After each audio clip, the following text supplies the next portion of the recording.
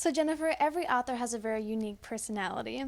How would you describe yourself and your personality? Depends on the day. So I think when I'm in this kind of a role, I think I come across as very bubbly and energetic and dynamic and personable and inviting.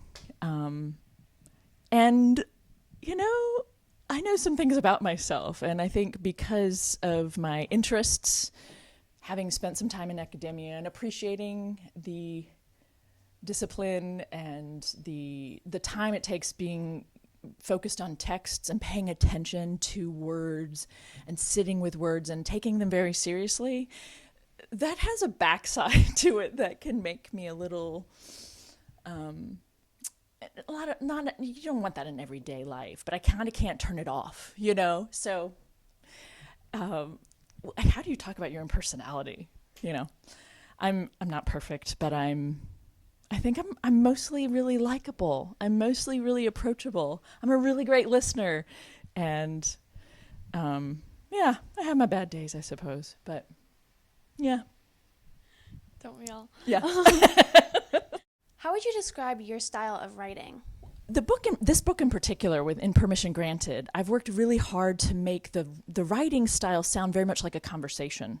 So I've written other things. Most of the writing I've done actually in my life is academic, and that is for a very small segment of the population.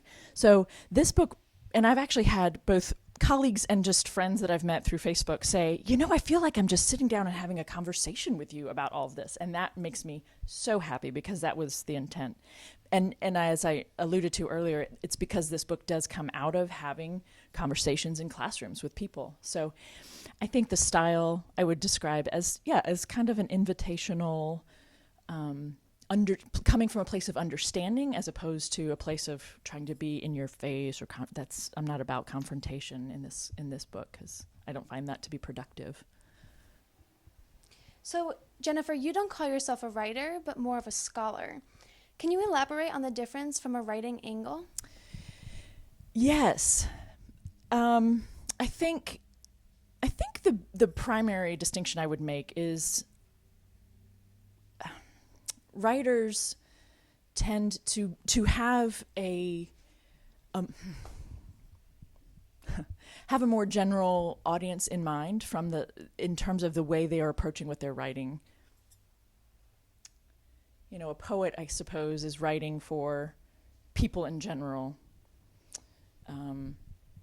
People writing in the newspaper, right? They have a particular audience in mind.